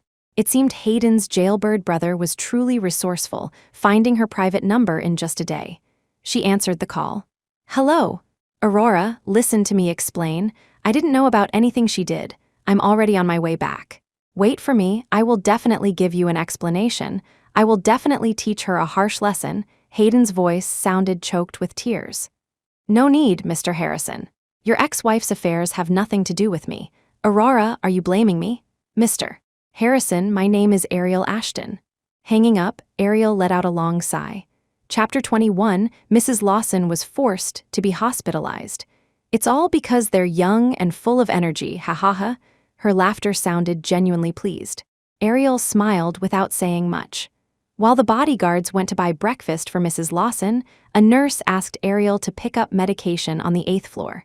A familiar voice reached her ears. Felicity Fletcher, "You vile woman, if I hadn't accidentally caused the miscarriage and excessive bleeding this time, I would never have known I've been raising someone else's child all these years." Looking towards the sound, she saw Hayden had already beaten Felicity unrecognizable. A nurse trying to intervene was shoved aside. Felicity, bruised and swollen, looked at the indifferent crowd, taking photos and laughed aloud. "Hayden Harrison, it's your own damn fault you're the one who can't have children after all these years. What was I supposed to do?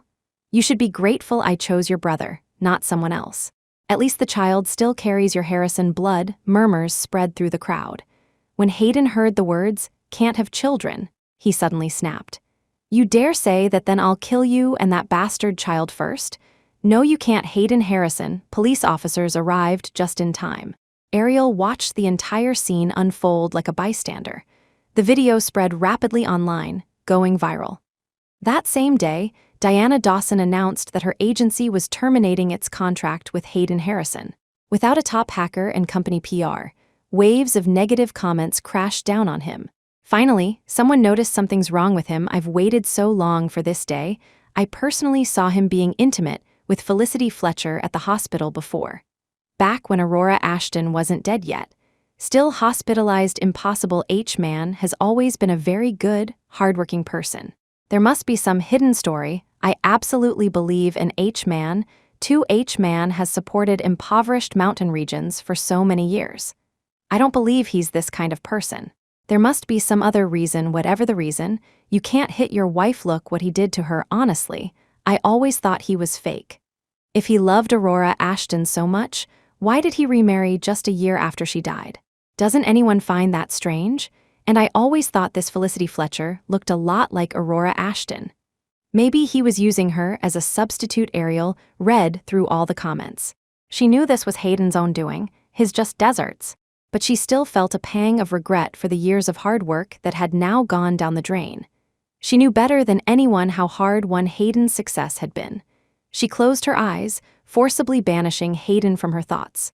Within a few days, all the details of Hayden's past betrayals, affairs, and the truth behind Aurora's death were exposed. "I knew it. How could someone kill themselves over their own mistake just to make the innocent party feel guilty? So that's how it was. Help. Woke up and my world collapsed. I actually liked this piece of trash for 10 years. I was a fan back when he was just an extra. Turns out this thing is a cheating, abusive scumbag. I should just donate my eyes. I originally became his fan because of Aurora Ashton. I thought after Aurora's scandal, I could transfer all my love for her to him, didn't expect him to cheat during the marriage, and use Aurora's death to package himself all this time. Never thought a person could be this hypocritical. Damn 7-year Aurora Ashton fan can finally hold my head high. You scum, hurry up and get the death penalty." With the massive shift in public opinion, her own past began to be unearthed by more and more people. Even the incident with the needles in Felicity's clothes was cleared up.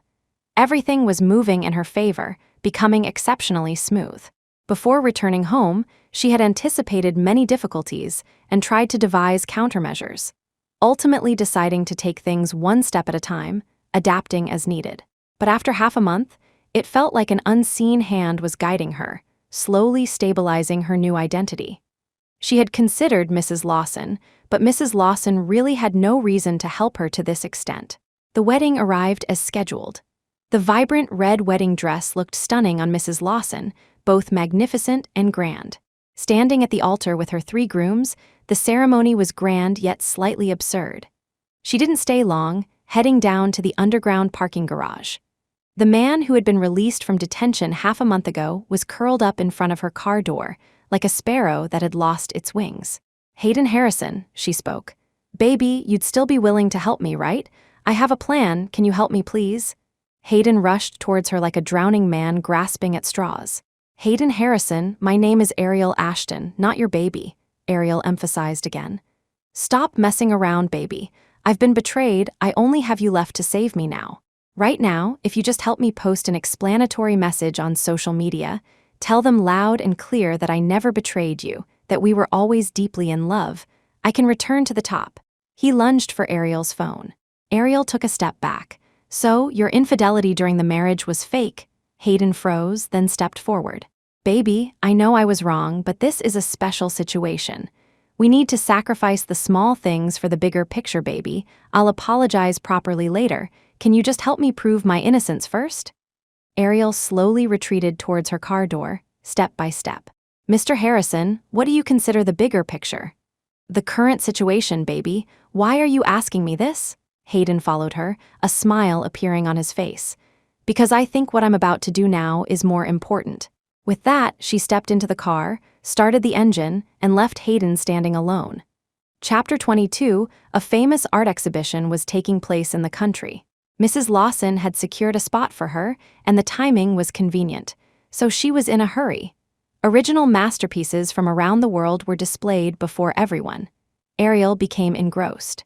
After the exhibition ended, people left in an orderly fashion. In the underground parking garage, someone clamped a hand over Ariel's mouth and nose. She quickly lost consciousness. When she opened her eyes again, she was in a dilapidated concrete room. Looking up, she only saw a back, but she didn't need to see the face to know who stood before her. Hayden Harrison. Baby, you're awake. Are you thirsty? Want some water? Hayden turned to face her, smiling immediately upon meeting her gaze. She glanced at the surroundings, clearly devoid of water, and shook her head. Baby, why are you ignoring me? I just made one small mistake. I know I was wrong now. They can't forgive me because they don't love me enough. Don't you love me enough either? Hayden approached her side, leaning down to speak to her. Mr. Harrison, I don't want to hear you call me that. Change it. Hayden's eyes turned red. Startled by his sudden outburst, Ariel flinched. Hayden immediately softened his voice. Baby, I didn't mean it. I just don't want baby to be so distant from me. I didn't mean to yell at baby. Hayden Harrison, he beamed. Baby, I'm here. Can you tell me the story of you and Aurora Ashton? She saw police cars in the distance. Although she didn't know if they were coming for her, she needed to buy as much time as possible. Hayden clearly paused. Baby, did those people erase your memories? Ariel smiled at him. Just tell me. Okay, whatever baby wants to hear, I'll tell you. Hayden recounted their story from high school, meeting through university graduation, and marriage. Ariel relived their acquaintance and love story along with him. Hayden stopped before recounting the events after their marriage. Baby, have you remembered now? You two were once in love. Hayden grasped her hand. We can be very much in love in the future, too.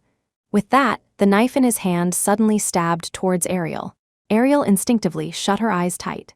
The tip of the knife pierced her chest, but only scratched the skin. When she opened her eyes again, Hayden was fighting with a police officer. In the heat of the moment, Hayden fainted, throwing the knife at her. This fake move drew the officer's attention. Hayden seized the opportunity and stabbed downwards. Other officers rushed forward to assist. Her ropes were untied. Her eyes met those of the injured officer. She recognized him. It was Gregory. He had been by her side since she returned to the country, helping her solve many problems. He had even gotten injured trying to save her. Hayden screamed in despair. Why? I just want to be with the woman I love. Why do you have to stop me? What do you want from me? Aurora, you definitely want to be with me, right? Come join me, okay? Let's go together. We are husband and wife. We should never be separated for our entire lives. After saying this, Hayden Harrison completely disappeared from Ariel's sight. She left with the police, got into a police car, and followed them to the emergency room. The 3 red characters for surgery in progress were particularly striking.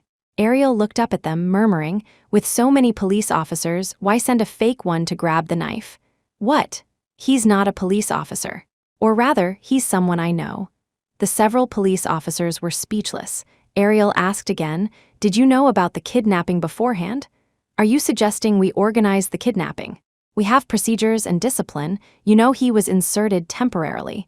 We weren't entirely clear on the situation either. Ariel didn't ask further, quietly waiting for the surgery to end. When the patient was out of danger, the officers finally breathed sighs of relief and quickly made calls to report. Hayden, just released from detention, was locked up again. Gregory lay in bed, scrolling through his phone. Do you want to see the online comments now? Ariel shook her head. Are you blaming me? Gregory turned off his phone and asked, what could I possibly blame you for? Or rather, what have you done that deserves my blame? Ariel countered. Chapter 23, Gregory stammered out an explanation of everything he had done, confirming Ariel's suspicions. The hand peeling the apple paused. Thank you. As long as you don't blame me for acting on my own, Gregory continued, explaining, I really just wanted to protect you. If he was just bothering you, I wouldn't have thought, but Felicity actually dared to directly. And then I'm sorry, I knew you still had feelings for him, but I still did it. It doesn't matter. Even if you hadn't done anything, this day would have come for him eventually. She knew Hayden too well, both the past version and the present one. Diana Dawson had already planned to abandon him when he offended Mrs. Lawson. As for his brother Hector, their relationship had always been poor. Hector held so much evidence against Hayden. Given Hayden's current personality, he wouldn't tolerate keeping a potential threat around. It was just a matter of who struck first. Clearly, Hayden had been too slow. So you're not angry with me? Gregory asked cautiously. I have no reason to be angry. Similarly, I don't qualify for the kind of protection you offered. I hope next time something like this happens. It won't happen. I won't allow this kind of situation to occur again, Gregory interrupted her. The man before her, clearly 34 years old, was making promises like a child. The sincerity in his eyes was almost overflowing. It would be false to say she wasn't moved. But the last person who said these things to her was now back in detention. She didn't respond, continuing her task with the apple. She took care of Gregory until he was discharged from the hospital, then contacted Felicity. In the hospital, Felicity huddled in a corner, her hair hiding her face. Recognizing Ariel, she cursed loudly. What are you doing here? Did you come to laugh at me? Get out, get out. Where is your child? Ariel asked. Those bastards took her away. Felicity instantly lost control, sobbing and wiping her tears. Only then did Ariel clearly see Felicity's face. A large portion was scarred from the beating. Noticing Ariel's gaze, Felicity quickly hid her face again. What are you looking at? You just want to laugh at me. Get out. I don't want to see you here. Do you want revenge? Ariel took a step closer. Do you want the people who hurt you to be punished? What are you planning? Felicity looked at her suspiciously. I want Hayden Harrison to receive the harshest possible sentence. I need your help. She sat down beside her. Of course, I'm willing to help you too, but it depends on how useful you are. You're going to sue Hayden? Felicity stared at her in disbelief. Yes, why, don't you love him? The person who loved him was Aurora Ashton. I am not. Felicity gave Ariel evidence of Hayden's domestic abuse, along with substantial proof of him exploiting his position to coerce new actresses. With all this, why didn't you report him yourself? The evidence Felicity provided was valid and credible. I thought he'd somehow bounce back like before. Who knew he'd actually be completely finished this time? Thank you, I'll leave now. Wait, Felicity called her back. Could you possibly help me pay the hospital bill? After Hayden went in, his mother and brother took all his money. My hospital bill has been overdue for a long time, Ariel paused. So, even after wanting to be with him so badly back then, this is how it ends for you. She left the only cash she had on her, $1,000. Thank you, I never thought. The person helping me in the end would be you. I'm not helping you, I'm helping myself, take care. She had always known that with a straying cat, the fault lies with the cat, not the fish. Even if it wasn't this fish, there would have been another. But the provocative words and suggestive interactions back then had indeed come from Felicity. In an internet cafe, she found Hayden's brother, Hector Harrison. Chapter 24, his eyes lit up. Pretty sis-in-law, my name is Aurora Ashton, not your sister-in-law. A smile played on his lips. Sister-in-law might fool others, but not me. I found out everything during your second year studying abroad. I just didn't tell Big Brother. Why not? Because Big Brother is a bad guy. He likes sister-in-law but kept a mistress outside. I was sticking up for sister-in-law, he blinked innocently. And you, are you a bad guy? Sister-in-law, what do you mean by that? He looked at her with wide, innocent eyes, pretending not to understand. Suddenly, hello, you are suspected of hacking the national firewall and stealing classified information. Please come with us to the police station. 3 police officers entered briskly from outside.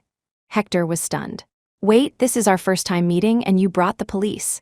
Second time, Ariel corrected. Cordelia Collins, caught harboring a criminal, was arrested along with him. During their last encounter, Cordelia met Ariel's gaze, her eyes filled with shock and resentment. It's you again, you sent my eldest son to prison and now you're coming for us. How can your heart be so black? Ariel smiled at her faintly, saying nothing more. Aurora Ashton, you're so malicious, you'll face retribution, my retribution. You already gave it to me. She stood there for a moment, then cooperated with the police to give her statement. Ariel used the evidence of Hayden kidnapping her, combined with the domestic abuse evidence provided by Felicity, to sue Hayden Harrison. They met again in court. He looked even more haggard than the last time. Hayden's eyes were fixed on her, unblinking. As evidence was presented, item by item, Hayden's gaze never wavered. Due to Hayden's significant influence and large fan base, the trial was live-streamed. Hayden's every move and expression were endlessly analyzed by fans. Honestly, everything about this guy is fake, except his feelings for Aurora Ashton must be real, not necessarily. Didn't he attempt murder last time? Besides, this woman is Aurora Ashton, the world's youngest top designer. Folks, doesn't anyone else find it strange? Both Aurora Ashton and Aurora Ashton share the surname Ashton, and they studied the same major. Isn't that weird? People still believe his loving husband persona? Look how badly it crumbled. If you truly love someone, how could you possibly look for someone else? He just acted too much, played the role for too long, and started believing it himself. Just sentence him. Already scum like him deserves the death penalty. As the evidence piled up, Hayden weakly raised his hand. May I say something? The judge gestured for him to speak. He smiled politely at the judge. Baby, the weather's bad today. Are you cold? Ariel froze. His voice was hoarse and weak. She closed her eyes, not responding. Her lawyer answered for her. Mr. Harrison, she is not cold. Let's continue with the evidence. You've broken quite a few laws. Let me go through them one by one. Was I talking to you? Shut up. What right do you have to speak? You're nothing but a dog. You think you deserve to sit next to Aurora. Get lost, get far away. Hayden suddenly exploded. The lawyer calmly adjusted his glasses. The case isn't finished yet. We're not allowed to leave arbitrarily. Come, let's look at the next item. You're just a dog. Go die. Seeing the situation escalate, the judge intervened. Defendant, please calm down. My wife is being stolen. I can't calm down. I want him dead. Hayden slammed his fist on the table. Ariel's lawyer remained calm. Yes, sir, I will die eventually, but right now we need to finish this lawsuit first. Could you please be quiet? I still have things to say. Hayden was about to continue shouting, but Ariel opened her eyes. Their gazes met. Hayden fell silent instantly. Ariel's lawyer beamed. This lawyer is hilarious. Reasonably suspect he just wants to get off work early. Lawyer, emotionally stable, tough personality. Interested. My queen. Ariel trains Hayden like a dog. One look and he's silent. I suspect Hayden has mental issues. How can he be this crazy? It's too much, really. Stop. How many times do we have to say it? She is Aurora Ashton, world-class fashion designer, not Aurora Ashton. After Ariel's lawyer finished speaking, before Hayden's lawyer could even open his mouth, Hayden jumped in. I plead guilty. I admit to all the crimes. Chapter 25. Hayden's lawyer's face fell, rubbing his forehead in resignation. The judge asked Hayden's lawyer again, do you have anything to add? Hayden interrupted again. He doesn't. He knows nothing. The crimes Aurora mentioned, they're all true. Lawyer. Just shut up. You're killing me, lawyer. Never been this speechless in my life. Why does he seem almost expectant? Is it just me? LOL, I've seen people unafraid of hanging, but never someone rushing to get into prison. While everyone was surprised by Hayden's actions, he added, but I have one condition. The judge looked puzzled but allowed him to continue. I want her to accompany me. However long I serve, she serves with me. You rascal, it had to be you, so that's what he was waiting for. Honestly, how does he manage to make every sentence so unexpected? Get him a psychiatrist. I can't watch this anymore. Never seen someone so neurotic in my life. The judge chose to ignore his request and prepared to speak. Suddenly, a young woman in the front row leaped over the seats, reached Ariel, and held a sharp fruit knife to her neck. Nobody move. Release my H-man. The crowd was shocked. How did she get a knife in here? She's crazy, risking her life for a celebrity? Shut up, don't talk. What if you provoke her? None of us will be safe. Security, coordinating with the police, evacuated the public, shut down the live stream, and surrounded them. Hayden became even more agitated. Wait, don't get excited, please. Don't hurt Aurora. Whatever you want, I'll give it to you. Autographed photos, posters. I even have photo cards. Brother, wake up, she's not Aurora Ashton at all, she's just using her resemblance to deceive you. Aurora Ashton would never do anything to harm you, the fan cried out, the knife edge intentionally or unintentionally grazing Ariel's neck, quickly drawing blood. Don't get excited, don't hurt her, I'm begging you, I can't lose her again, please, Hayden knelt, pleading. You're still obsessed, then I'll kill her right now, her hand moved with intent. In the elevator, Ariel said urgently, needing to stabilize the fan first, the tissue for wiping sweat, do you remember? The fan's hand faltered. Police officers seized the moment, rushing forward and restraining her. She stared at Ariel with disbelief, tears streaming down her face. Why? If you are her, why would you still hurt brother? Brother loves you the most, didn't you love brother the most too? Why are you still trying to harm him? Why? I am not the person you speak of. And he doesn't love me most, Ariel said, covering her wound and crouching down to meet the fan's gaze. Then, how did you know about the elevator incident? Because Aurora Ashton left carrying beautiful memories. You're lying, you're not Aurora Ashton, absolutely not Aurora Ashton, would never hurt brother, you're just an imposter, I'll kill you. The police led the fan away. The trial resumed. Hayden was ultimately sentenced to 6 years in prison. At the final glance, Hayden still wanted to speak with her privately, but the judge refused. Get another psychiatrist to examine him, I feel like he's not pretending. But he's an actor. Could he be addicted to acting? Hayden acted as if he didn't hear, continuing to instruct the judge. Remember to have Aurora come accompany me, otherwise I'll cause trouble, the judge frowned. Find a more professional one. I really will cause trouble, Hayden grinned at them. The judge rubbed his forehead. Find several. Chapter 26, Hayden kept his word, causing so much trouble that the prison guards had no choice but to call Ariel. She agreed to a visit. Looking up, she saw 2 black and white photographs. She wiped the gravestone. Daughter has been unfilial, changing her name, hiding for 3 years, too afraid to come back and see you. Coward. Finally not being a coward in front of your parents. She turned at the sound. It was Gregory. How did you know this place? Oh no, I came to visit my grandmother. I just didn't expect to run into you. Gregory placed flowers on the adjacent gravestone. Your grandmother is here too. Yes, I visit her every year. It's just a pity we never crossed paths before. Ariel didn't respond. Gregory asked again, you sued Hayden Harrison. Isn't that common knowledge by now? Ariel smiled faintly. Was it because of me? Her hand movements paused, the smile fading. Why do you ask? When you faked your death and left, you had evidence that could have ruined his reputation completely. But you chose to destroy it, chose to cover for him, chose to protect him. She swallowed unconsciously. So, but after he stabbed me, you started gathering evidence, even cooperating with Felicity Fletcher, Gregory pressed, moving closer beside her. Why couldn't it be that I suddenly saw things clearly? If you truly wanted revenge on him, 3 years of studying abroad would have been enough time to figure it out. You wouldn't have been so passive when you first returned. Gregory crouched beside her, presenting the ring he had prepared. I know this isn't the right place or time to confess, but my gut tells me if I don't seize this chance now, I'll never get another. Ariel looked down at the diamond ring. Heart-shaped, exceptionally beautiful, with a tiny letter A engraved in pinyin. Just A, nothing else. It expressed his feelings yet gave her a choice. I know you still don't like me. Gregory's head slowly lowered. But I really have liked you for so many years. Ever since you married Hayden, I've been waiting for you. I'm just asking for a chance to take care of you since you decided to completely break ties with Hayden because of me. Doesn't that mean I hold a place in your heart too? Ariel looked up at the gravestone again. Gregory, I can't fall in love with anyone else anymore. I'm incapable of falling in love with anyone else. You're right. It was indeed because he hurt you that I decided to use legal means to punish him. So, you do have feelings for me? Gregory became instantly excited. Then can you try to be with? No, Ariel interrupted. I made the decision because of you, not because I like you, but because Hayden involved an innocent person in the conflict between us. It's true, all I ever wanted was to sever ties with him, to leave his side.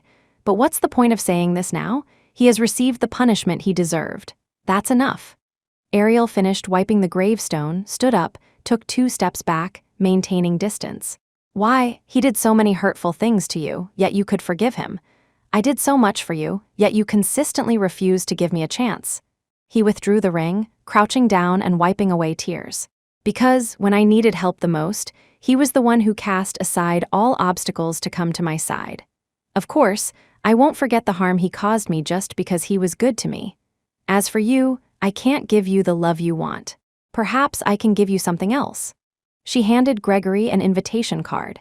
This is an invitation to the design competition for Mrs. Lawson's birthday celebration gown. I've sent her preferences to your phone. You're smart. I trust you know how to design it. Her gaze returned to the gravestone. Of course, you should also know the real reason I'm giving this to you is far more important than designing a dress. Her husband, the world's richest man. This is the most I can help you with. Chapter 27, Ariel bid farewell to Gregory and went to the prison. When the guards brought her to see Hayden again, he was even thinner than last time. Seeing her, Hayden smiled. Baby, do you feel sorry for me? If you feel sorry for me, why don't you come stay with me? Why did you leave me, then come back, but not return to my side? We were so in love. As he spoke, Hayden suddenly frowned. Why do you smell like that, man? Are you two together? On what grounds? Did you argue with me because of him? I should have just... Hayden Harrison. His agitated emotions were momentarily calmed, but his bloodshot eyes still burned with hatred. I am not with him. And I am not Aurora Ashton. My name is Aurora Ashton. I've heard many stories about you and her, so let me tell you one of my stories. Their eyes met. Hayden swallowed nervously. When I was studying abroad, I often thought of home. But I had no home, no family, no lover, no house. But when I truly returned, I discovered that just coming back felt like coming home. My past obsession was as deep as yours, but I let it go. That's why I completed my studies and came back. No matter whose fault it was, no matter what happened, only by starting anew can one have a new life. Hayden retorted, but baby doesn't want me anymore and even sent me to prison. How am I supposed to start my new life? Who do you love more, Aurora Ashton or yourself? You love yourself more. Therefore, you still have a chance to gain a new life. Ariel stood up, smiling faintly. I wish you happiness. Business was booming at the street-side crepe stand. The owner, bundled up tightly, kept her face hidden. Ariel waited a long time for the crowd to thin before stepping forward. One crepe, add ham, thank you. Felicity stared at her for a long moment before pretending nothing was wrong and making the crepe. How much? And no charge? You still have a child with you, that's not right. Base price is $5, ham is $1, $7 total. I've transferred the payment. Ariel showed her the confirmation. Thank you. She took the crepe. It's good. Around the corner, stray cats and dogs roamed. She dropped the crepe and watched them devour it hungrily. The last trace of resentment in her heart vanished along with the consumed crepe. From now on, she could finally be just Aurora Ashton.